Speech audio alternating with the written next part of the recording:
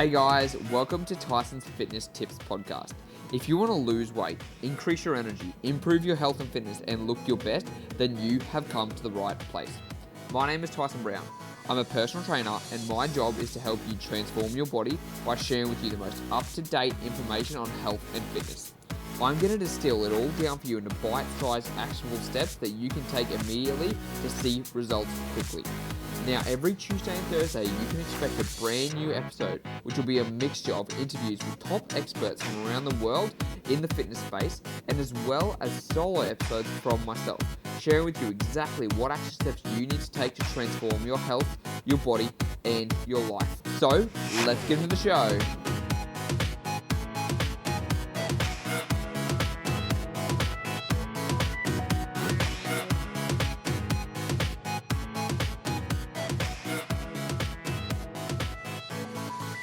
Hey guys, what is going on? It is Tyson Brown here, back with another episode of Tyson's Fitness Tips. So today I have brought someone from the UK who I've actually never had on before. There's been no UK people here and I feel like they've been missing out. So I'm like, I've got to find somebody. And I found Ollie and I thought that he would be a perfect fit because Ollie has had some good highs, but some really low lows. And what I've realized after looking at what Ollie does and what he teaches, there's a lot about the mindset that people don't address. And if you aren't addressing that, you are going to be continually making the same mistakes over and over again, or you're just simply not going to be able to achieve the goal you want because you've got that mindset holding you back. So that's why I want to bring Ollie on today, not just for that, but also for the nutrition, because he's got a wealth of knowledge, and I think that we can drop some knowledge bomb for you guys today that's really going to help. So Ollie, thanks so much for coming onto the show today.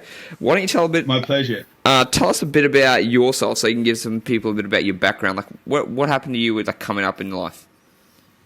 Well, I'm here in the UK, and apparently it sounds a little bit like the Australian accent because I got asked if I was from Oz last week like 3 times, but I don't think we sound alike at all.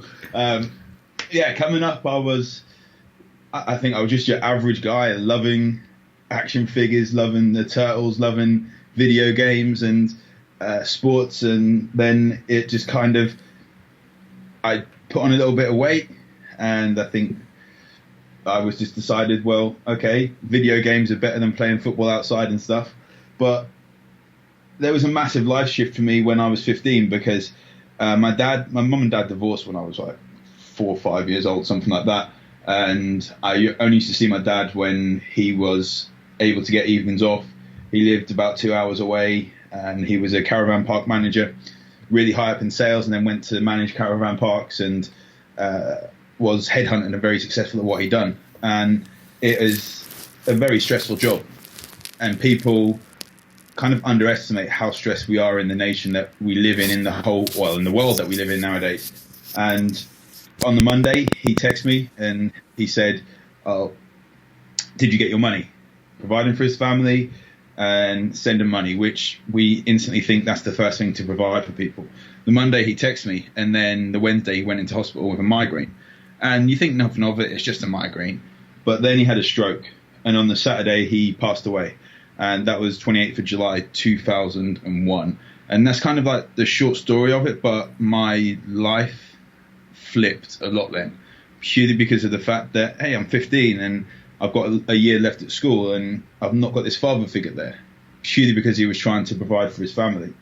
And that kind of made me grow up over that summer break, over that summer holiday where you're expecting to go into your last year at school, and now all of a sudden I've had all this life-changing things happen, or this big life-changing thing happen over that summer holidays.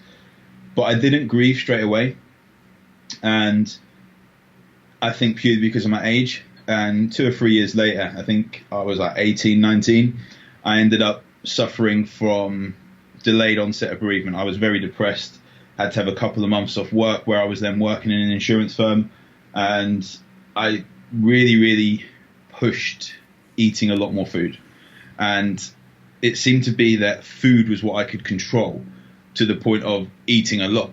And I would be emotionally eating all the time. I would be bullied because of the way I looked with regards to the fat I'd put on, and it just wasn't healthy. It wasn't nice. It wasn't a nice mindset to be in. From there, I think I was around 20, 21.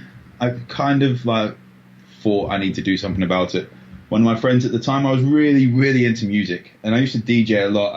Actually went to music college, and I rapped and produced hip hop, and absolutely love it. Music has been there for me through every single high and every single low. It's been the biggest part of my life. And we went out to a club and got back about cheesy chips and pizza, and it got to the point where the takeaway place knew our order before we ordered it, because we ordered every night for a month.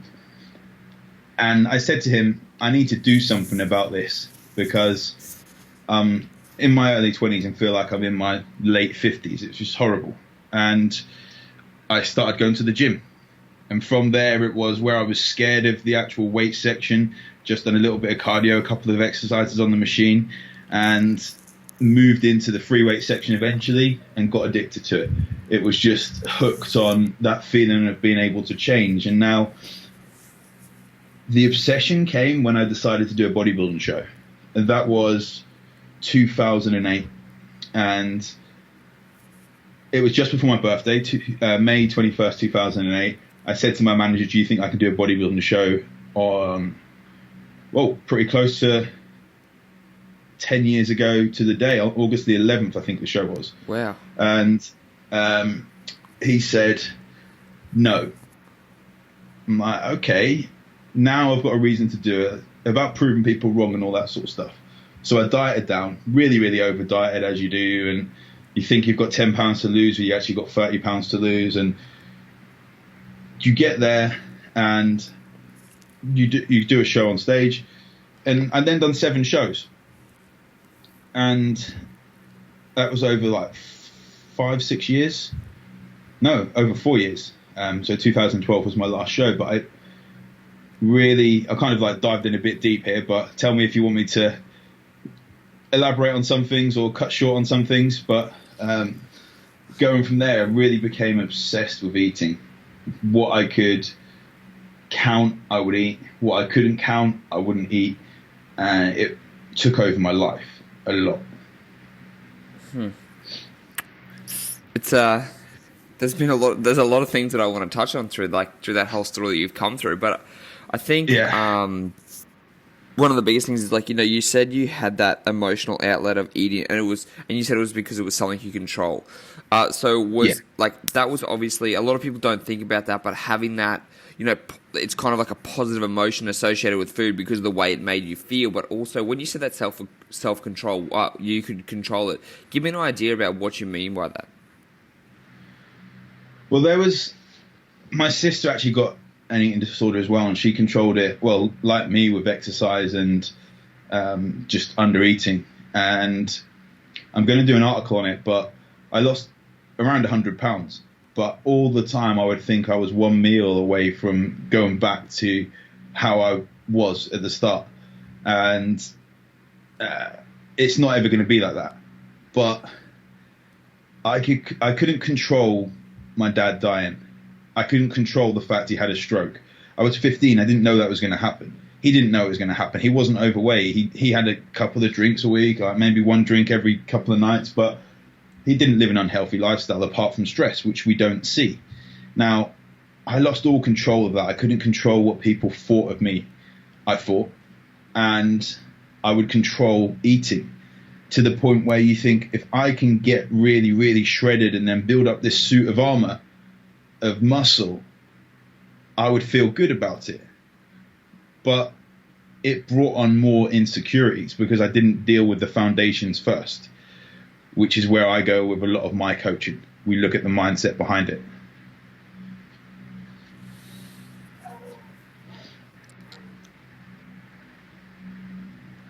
I'm just like the way you said that, it feels like it resonates. Like, there are like so many people that I think that will resonate with because they don't realize they're subconsciously doing it. Did you know at first you were doing it that way, or did it take time to actually come to that realization?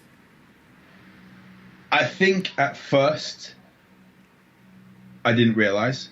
and it would be, oh, you don't understand because I'm taking my Tupperware out to the point of, yeah, great, I'm missing family events. I missed my best friend's wedding because I couldn't take food. He was my best friend growing up. Then we kind of lost a little bit of touch, and we still were in touch, but he's back to being my best friend now. He's my best man at my wedding a couple of years ago. And cool, he's not into fitness, and that's what is kind of cool because we have other stuff to talk about. But I kind of just turned a blind eye to it. I had my blinkers on to the point where I knew it was happening, but I didn't want to lose control. And then the problem with that is that when you do lose control, you lose control big and have massive binge outs to the point where you actually empty cupboards. After I'd done my first bodybuilding show, and it's normal. You're told that in bodybuilding, it's normal in the bodybuilding world, but not normal in the real world. You're told don't overeat after you've done this big diet. But you've been so disciplined for 12, 16, 18 weeks, whatever it is. I remember I got out off stage and all I wanted was my boiled turkey. And then suddenly it was like someone opened the floodgates. I went down the street to get some cash, and there was a McDonald's, Burger King, KFC, and a Subway there. And then I ended up being like, okay, I'm just going to go cool, grab the Subway, like a meatball sub. And they said, do you want ketchup with that? Now, ketchup is a big thing, almost as big as nachos are to me. I love nachos. I love ketchup. Maybe not on the same time. That was one of the things we discussed when I was in New York, and I put some posts up because, man, Justin Timberlake's restaurant, Southern Hospitality, their nacho starter is kind of like a main portion. It's absolutely massive. Great. Digress there. But I went into this place and I'm like, do you want ketchup with that? Yeah, please. And is that enough? No, I want more. And I want more. And it was just literally like I had so much ketchup with it. And then on the way home, there was like a 4-hour drive home. But I didn't stop eating it was when the Beijing Olympics were on. So our time zone was middle of the night. The Olympics was going. So I was watching the swimming, and that was at like 4:30, 5:30 in the morning. And I just carried on eating. But then you are absolutely stuffed, but you still force feed yourself. And it's just not a healthy way, to the point where you're literally like, I remember I went to go to the toilet because I really needed to take a dump, and you couldn't. You're just sweating because of the fact you've eaten so much, and that is not.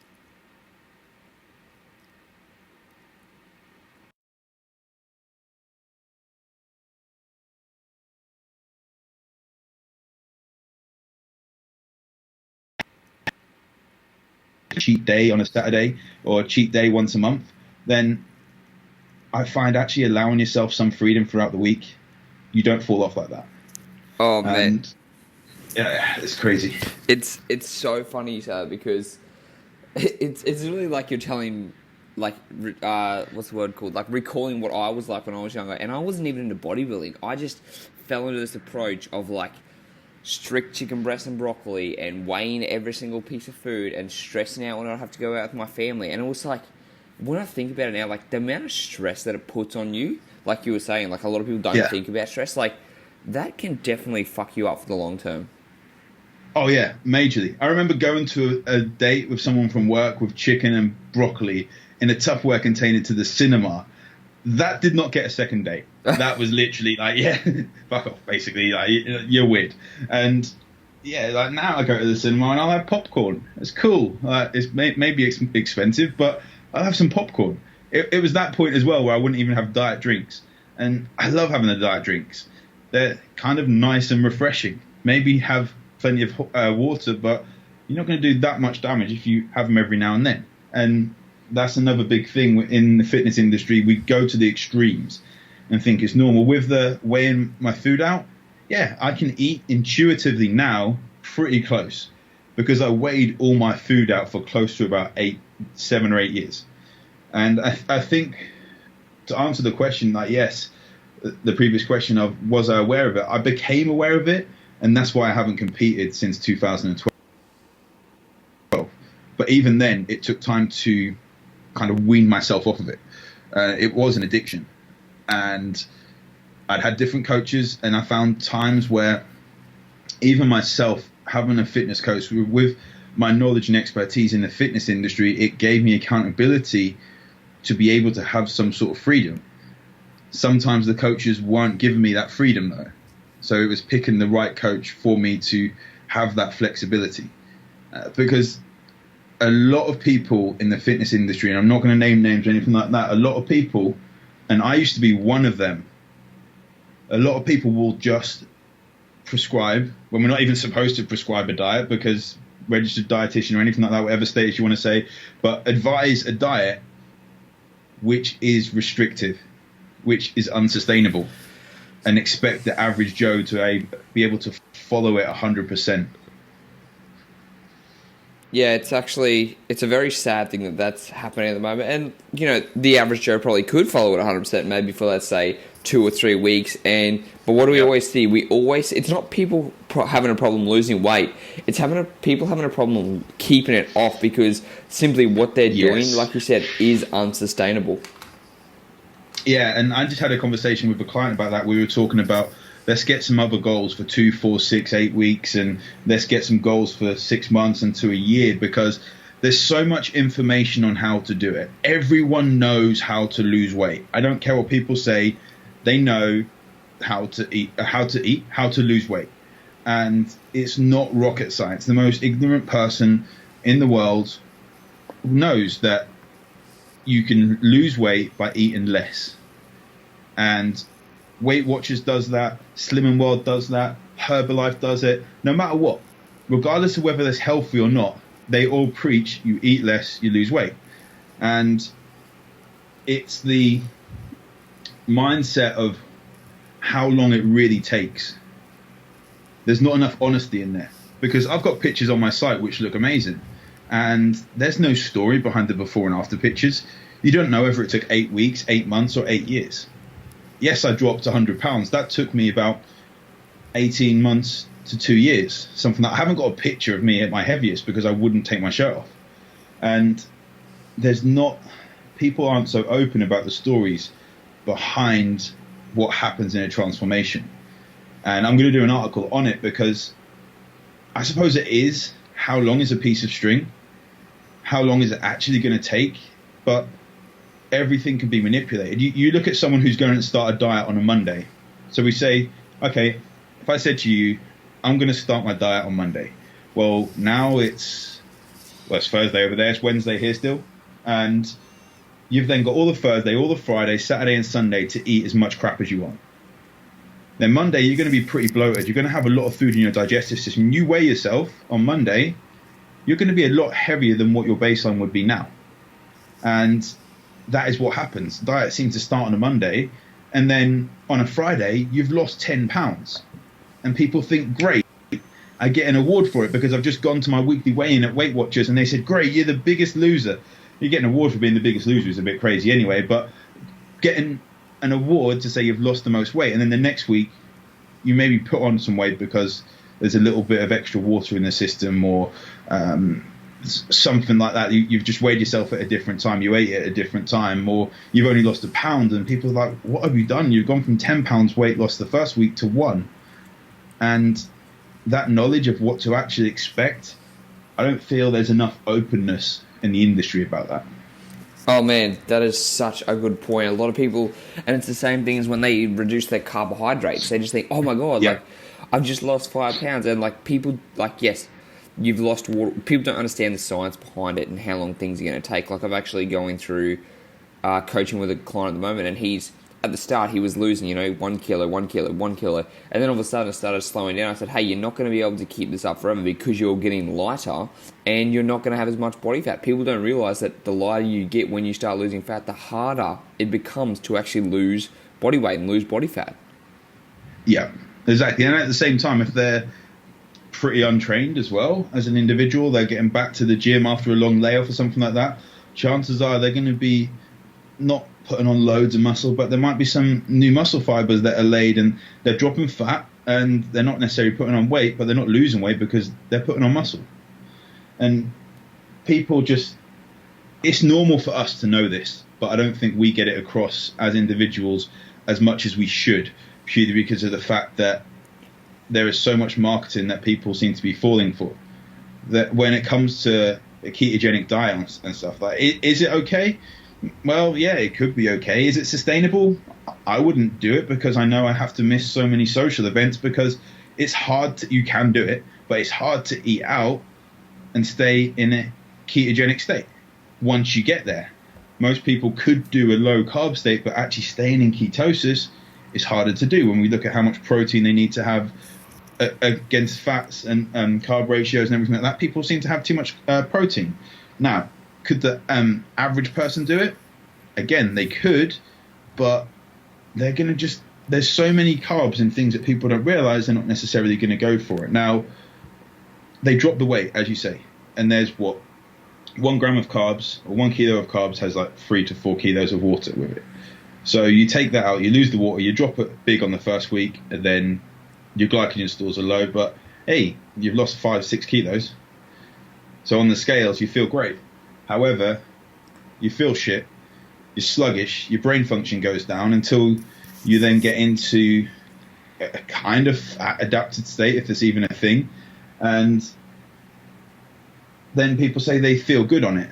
But why put yourself through that for 2 weeks when you could actually feel just as good and not have to risk falling off when you have your wife's birthday or your wedding anniversary or Christmas or Thanksgiving or whatever celebration is around where you are, because you can't have that actual real nice celebratory food.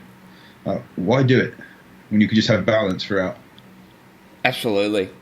And so, if like we've been talking about, obviously, trying to find things that are going to, you can go and enjoy yourself while still being able to lose weight. So, what's like the first thing you would recommend people doing? Because, like, for me personally, I would say, just from what we've been speaking about, is the first thing you should be asking yourself is what I'm doing at the moment going to be sustainable for the next 2, 3, 5 years ahead of time? Because if it's not, you need to question that. Yeah, massively. And I think it's, well, have you been happy with your results in the last 3 months? Yes? Cool. Keep doing what you're doing. If you haven't, then maybe something needs to change. In fact, it needs to change. Like, doing the same thing and expecting different results, that's the definition of insanity, I believe. And that is where I find getting some sort of accountability comes in. Now, I've been told by my clients that I'm pretty damn good at accountability, and they've even said that you're an accountability coach, whatever an accountability coach is. That's not me plugging myself. That is just me saying as it is. Accountability comes in so many different forms. It could be hiring a coach. It could be telling your best friend to put a picture of you on Facebook if you don't change, wearing literally your Y fronts or some other thing like that, just something that you're going to be embarrassed of.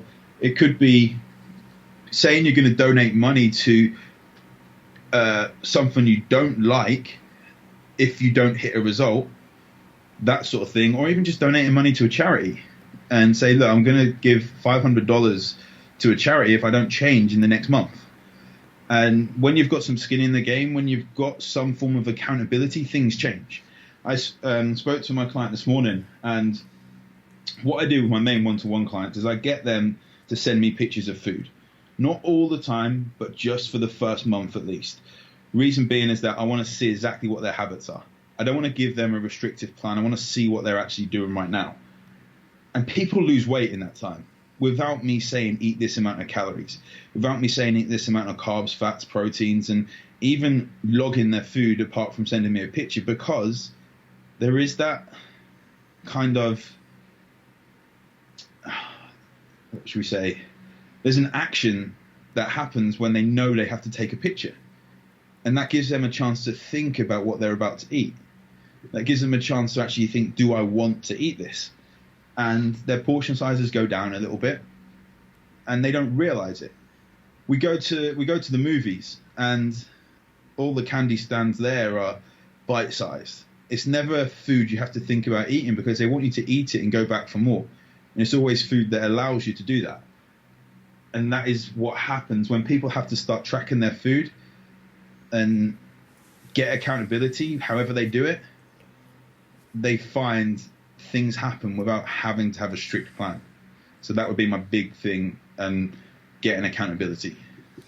I really like that. And I like how you said, whether it be a coach, like you said, it doesn't have to be a coach. You can do other things there, but the reason coaching works so well too is because you get that provided feedback in real time. Like whether you get stuck or you have questions or you just don't know if you're doing something right, having someone there who's got that expertise to keep you on track and to say, hey, this is actually good, or you could just change this a little bit, is much, much easier. But if you don't want to, like you said, you can do things like having a negative outcome for yourself by doing a charity that you like, that you could donate to if you don't stick to it, or simply pardon me, getting like a co-worker who you can say, hey, you know what, we're both going to go at this together, we both want to get healthier, let's have some negative or benefit outcome for it, but you can keep each other accountable the whole way, because change happens around other people. We are not introverted. Exactly. And we are not an island. We're not going to be able to do this alone, which is why we need other people's support there. Exactly, and I find that sometimes the conversations I have with my clients are like friends. Now, I'm lucky to have some of the clients I have are very good at marketing, and they help me out with my marketing, but they want to do that. And then they speak to you about it, and they speak to you like you're a friend. You talk about relationships, you talk about why you're doing things, and you build this one-to-one base. And they find that they can tell you anything they need to. And that wouldn't happen if I literally just set them, hey, have 2,000 calories and 150, 200 grams of carbs and do some bench press. It wouldn't happen if that was the case. Being able to, like, WhatsApp is amazing. Skype, internet, Facebook, whatever, it's amazing, because this form of coaching wouldn't have existed even, 10 years ago, 15 years ago, purely because of the amount of conversations we can have via online coaching. And that holds people accountable so well. Oh man, absolutely. It's so funny. And the amount of people you can reach all over the world just through this type of stuff too is great. Yeah. Like, look at us. Like, you're literally over the other side of the world. And I've just got back from being in New York with our business coach, John. And the guys there all over America flying in. And it's crazy when we think of like how technology has helped us, how technology has helped us so much. It's also hindered us if we let it. But everything is there for people to be healthy. It's just a matter of finding out why you want to do it. It's not a matter of starting, it's a matter of finding out why. Because if you just do something without having that desire to do it, you're going to fall off. If you know why you want to do it, then you'll stick to it. I think that's a really good action point for number 2, is like just to sit down and think about, like you said, why you want to do it. And if you want to look good with your shirt off on the beach, that is like completely fine. Don't let other people define your what the reason is for you. Because if you're young, that's probably what your reason is. For me, summer's coming up. I hired myself a coach so I can stay accountable, and I want to look good on the beach. It's simply for that. I want to do a photo shoot. So that's my why in the next 4 months. But that's not all it is. I've got other things that I want to look forward to in the future. But now that I had that in place, I know where I want to go, and I'm motivated to get there. I'm actually excited to start the journey. But if you don't have that in place, you're just like, I'm going to go and lift weights, or I'm going to go to the gym. It's so easy to make excuses as to not exercise or to not eat right or to do all the things that you should be doing but you don't feel like doing. Oh yeah, and I mean, I've got as we all have, like, our lead magnets on our website, sign up for this, but it's basically like how to look half decent and still eat ice cream. I put shredded on there but crossed it out. It's basically how to look half decent and still eat ice cream. In there, essentially what it goes through is find how, find why, find when. Those 3 things that we forget about so much, that if you know why you want to do something, you will do it. If you know how you're going to do it in a way that fits your lifestyle, your schedule, your desires, your tastes, your needs, your family, you will be able to do it. If you know when you're going to do it by, like you say, getting a photo shoot booked in or something. It might even be that you don't need to have a photo shoot looking shredded. You could just simply have a photo shoot where you look healthy and you look vibrant. You just are able to go and wear some nice clothes and just around the streets. You book in a photo shoot like that, and it holds you accountable to look pretty decent. And it could be that you're going on holiday, and people there's a certain ignorance I found with some fitness professionals. Luckily, I find a lot more now aren't as bad as they used to be. But they said, why do you want to just get abs on a holiday? And I mean, I've probably said that before. In fact, I know I've said that before. Now, if that's what gets people into shape, cool. The thing that we've said about, and we've touched on this, is that people fall off afterwards. Now, if you don't fall off, like, people don't like starting. If you stop stopping, you stop starting. And that's where sustainability and that balance comes in. Finding a way that works without having to feel you're working at it. Dude, that was awesome. I might have to write that down at some point. Yeah, I'm going to listen back and write that down. That was great. And I also want to write down, like, find your... Sorry, did you say find your why, find your when... how, find your when? So, how, why, when. How, why, when. That is, like... Those three things as what's going to drive you forwards in life. Like, whether... Not just with fitness, just with anything.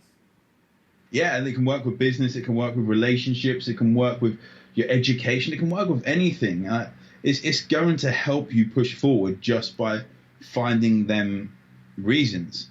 And even with myself, I didn't say much about my endurance background, but I built up a massive reputation as a very good nutritionist in the endurance world. I had a guy in the Tour de France, who's from Oz actually, in Team Orica.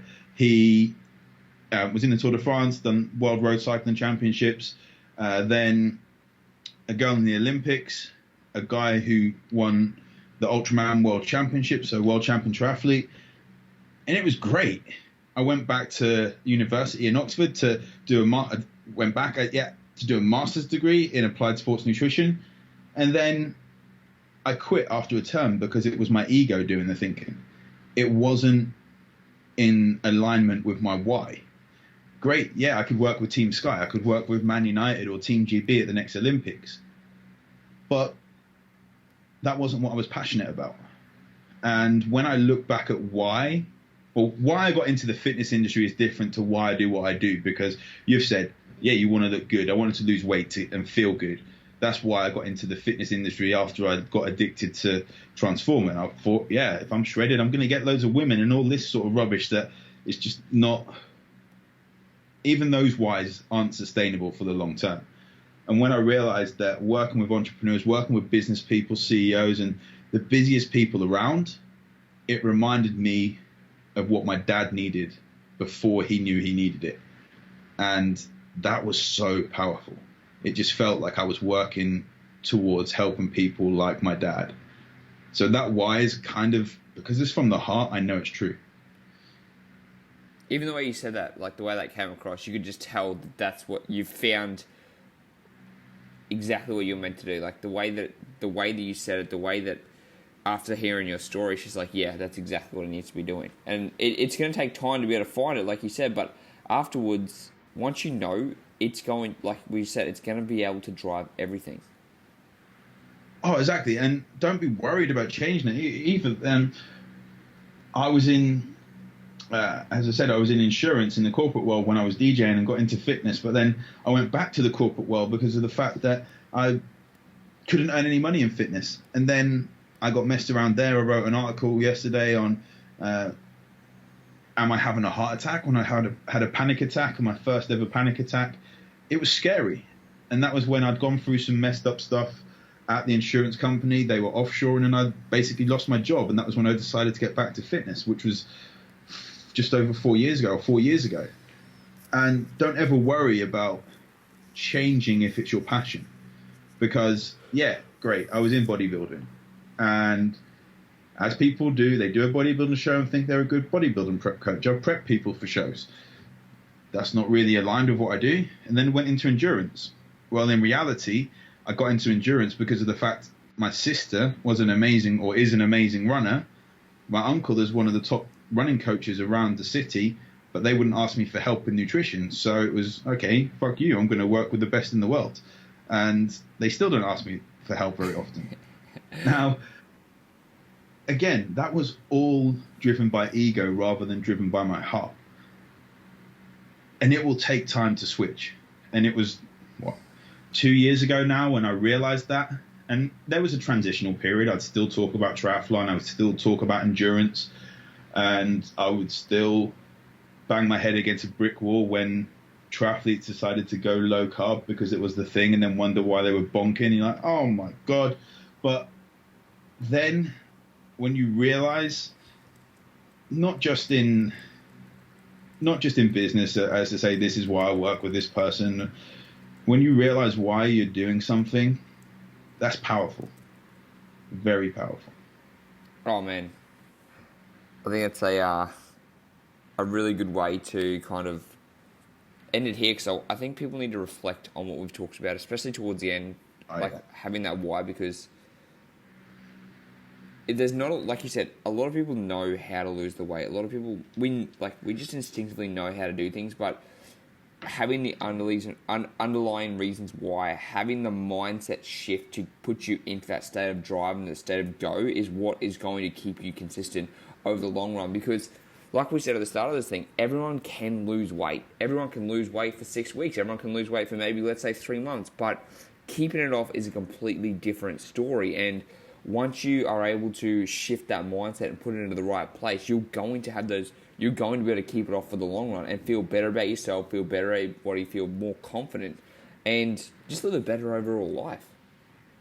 Oh, yeah, and with the why as well, just before we go, with why, I find myself, when people sign up to me and I ask them why, Gary V's got that and he asks the people where if we ask why more than once, up to like 5 times, we can get deeper in. I want to lose weight. Why? Because I want to feel better in my shirt and my clothes for work. Why? Because at the moment, my belly overhangs and I get sweaty and my lower back fat is just not good for my confidence. Why? Well, I don't feel great when I take my shirt off. Why? My wife doesn't want to have sex with me. Shit. Okay. Why? And because I'm not the guy that I was when we got together. And if I don't lose weight, I might lose my wife. When you look at that, that's not just wanting to lose weight. That's wanting to save your relationships and wanting to actually keep your life together because you love someone. And that is a lot more than I want to lose 10 pounds. Yeah, dude, there's that underlying reason. It's actually funny you say that, because in my new book that's coming out, I actually have that written out 6 times. It says, write down what you want, and then it has why, and then it has, you've got to ask, the rule is to ask yourself 6 times before you actually can go past that chapter. Oh man, when's that coming out? Hopefully, I really hope by the end of this month. My publisher's over in the UK, so she's waiting on the physical book to get to her, and then she's going to send it through, and hopefully it'll come out. Sweet. I'm going to have to get a copy when that comes out, so let me know. Yeah, for sure. I'll send you through a copy. Anyways, Ollie, thank you so much for coming on. Now, before you go, where can people find out more about you? Because you're doing some awesome stuff, and I'm loving your YouTube videos. Oh, thank you. Yeah, I'm just putting out the content. So on YouTube, actually, I don't know the direct YouTube. I think it's just Ollie Matthews. It's under there, or OJAYPT. But Instagram is OJAYPT.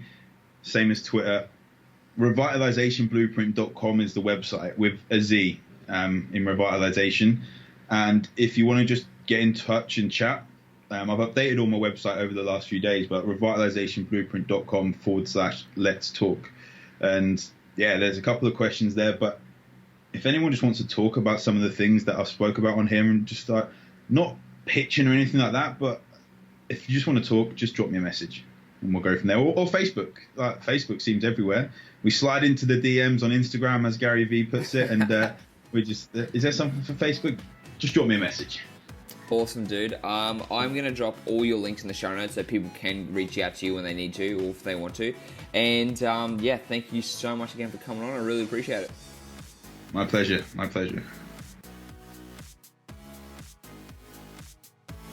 Hey, thanks for listening to the podcast. I really appreciate it. Now, I've got a special gift for you. If you want to learn how I managed to lose 10 kilos and keep it off, then I've got the perfect treat for you. I've got a free intermittent fasting cheat sheet that I share on my website that shows you exactly how to diet effortlessly with intermittent fasting and fit it into your busy lifestyle. And more importantly, this is the exact guide that I follow every single day that allowed me to lose 10 kilos of body fat and keep it off 4 years later. So head on over to www.tysonbrown.com.au and pick up your free cheat sheet today and learn how to fit intermittent fasting into your life and diet effortlessly. Once again, that's www.tysonbrown.com.au. Opt in for the free cheat sheet and I'm going to send it straight to your inbox for free. Until next time, speak to you guys then.